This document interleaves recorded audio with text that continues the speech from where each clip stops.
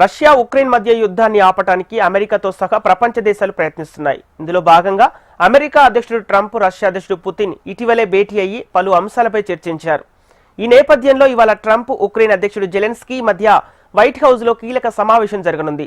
దీంతో ప్రపంచవ్యాప్తంగా ఈ సమావేశంపై ఆసక్తి నెలకొంది. ట్రంప్, జెలెన్స్కీ మధ్య గతంలో జరిగిన భేటీలో ఇద్దరి మధ్య వాగ్వాదం జరగగా ఉద్రిక్తత వాతావరణం నెలకొంది. దీంతో మరోసారి అటువంటి పరిస్థితి లేకుండా జాగ్రత్తలు తీసుకున్నట్లు సమాచారం.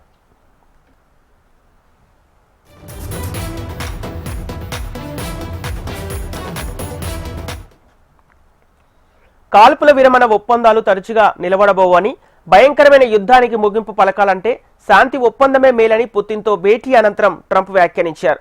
అయితే దీనిపై జెలెన్స్కీ అసంతృప్తి వ్యక్తం చేశారు.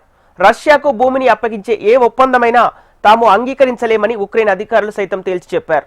దీంతో ట్రంప్, జెలెన్స్కీల మధ్య జరిగే భేటీలో రష్యా ప్రతిపాదనకు జెలెన్స్కీ అంగీకరిస్తారా లేదా అనే ఉత్కంఠ నెలకొంది.